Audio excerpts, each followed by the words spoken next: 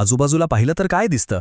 Offices अतिशय विषारी बनली आहेत, बॉस निर्दयी आहेत, आणि एक भयानक सापळा वेगाने बंद होतोय. श्वास घेणं कठीण झालंय. ही एक अत्यंत क्रूर जागा आहे आणि इथून जिवंत बाहेर पडायचं असेल तर सत्तेचा मुखवटा समजून घेणं अत्यंत गरजेचं आहे. मग अशा जीवघेण्या हल्ल्यातून एक सामान्य माणूस कसा वाचू शकतो?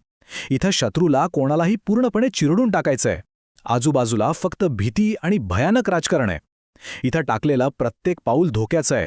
या भयानक खेळात जे कमकुवत असतात ते लगेच संपतात. जे लोक रडतात, जे आपली खरी भीती चेहऱ्यावर स्पष्ट दाखवतात, ते एका सेकंदात हा खेळ हारतात. त्यांना दुसरी संधी कधीच मिळत नाही. पण जे खऱ्या अर्थाने बलवान आहेत ते नेहमी मुखवटे घालतात.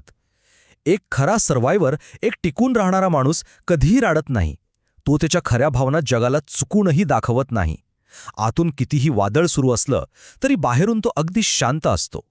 या सगळ्यावर मात करण्यासाठी एक अत्यंत गडद आणि शक्तिशाली रहस्य आहे, आणि हे अंतिम शस्त्र म्हणजेच नियम क्रमांक 25.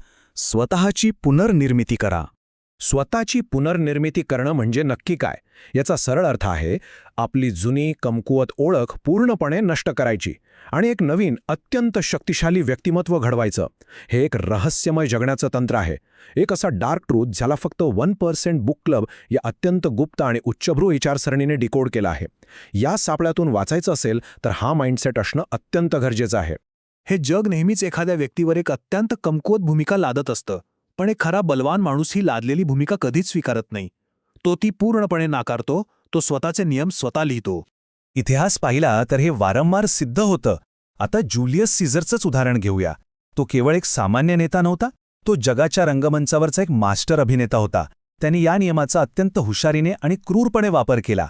सर्वात महत्त्वाची गोष्ट म्हणजे सीझरने संपूर्ण मंचावर नियंत्रण मिळवलं. त्याने लोकांसाठी प्रचंड मोठे खेळ आयोजित केले, स्वतःची एक देवासमान प्रतिमा तयार केली आणि अचानक नाट्यमय कृती करून आपल्या शत्रूंना नेहमीच धक्के दिले. आणि हे केवळ राजकारणात घडतं असं नाही. जेव्हा ऑरोरा ड्युपेन नावाची लेखिका पॅरिसमध्ये आली तेव्हा संपूर्ण जग म्हणत होतं की स्त्रिया कधीही यशस्वी लेखिका होऊ शकत नाहीत. समाज त्यांना कमकुवत समजत होता. पण तिने ती जुनी कमकुवत भूमिका थेट नाकारली. तिने जॉर्ज सँड नावाचं एक अत्यंत प्रबळ पुरुषी पात्र तयार केलं. पुरुषांसारखे कपडे घालणं, सिगार ओढणं, यातून तिने संपूर्ण परिस्थितीवर नियंत्रण मिळवलं. तिने स्वतःचा एक नवीन बलवान चेहरा जगासमोर आणला. अब्राहम लिंकन यांनी देखील हाच गडद खेळ खेळला. त्यांनी अत्यंत काळजीपूर्वक स्वतःचं एक साध्या, प्रामाणिक आणि गावरान माणसाचं पात्र तयार केलं. वरवर पाहता ते साधे वाटत होते, पण हे सर्व एक अत्यंत विचारपूर्वक केलेलं नाटक होतं, ज्यानं त्यांना सर्वोच्च सत्ता मिळवून दिली. तर मग हा जगण्याचा आणि सत्ता मिळवण्याचा मुखवटा तयार करण्याची नेमकी पद्धत काय आहे? पहिली पायरी, खऱ्या भावना पूर्णपणे लपवा. आणि दुसरी पायरी, एक नवीन अभेद्य चेहरा बनवा. लक्षात ठेवा, एक प्रामाणिक चेहरा ही सर्वात मोठी आणि प्राणघातक कमजोरी असू शकते. त्यामुळे सर्व भावना आतल्या आत खोलवर गाळून टाकाव्या लागतात. चेहऱ्यावर 100% नियंत्रण ठेवावं लागतं आणि आपली खरी भीती चुकूनही कोणाला दिसू द्यायची नसते. त्यानंतर ग्रीक समुद्रदेवता प्रोटियसप्रमाणे वागणं आवश्यक आहे. शत्रूला गोंधळात टाकण्यासाठी परिस्थितीनुसार सतत स्वतःचं रूप बदलता आलं पाहिजे. जो माणूस सतत बदलतो त्याला कोणीही कधीच पकडू शकत नाही. कारण हे कधीच विसरता कामा नये, विषारी कार्यालय कधीही झोपत नाही. तो निर्दयी बॉस एका छोट्या चुकीची किंवा कमकुवतपणाची गिधाडासारखी वाट पाहत असतो. सापळा नेहमीच तयार असतो, शिकार होण्याची वाट पाहत.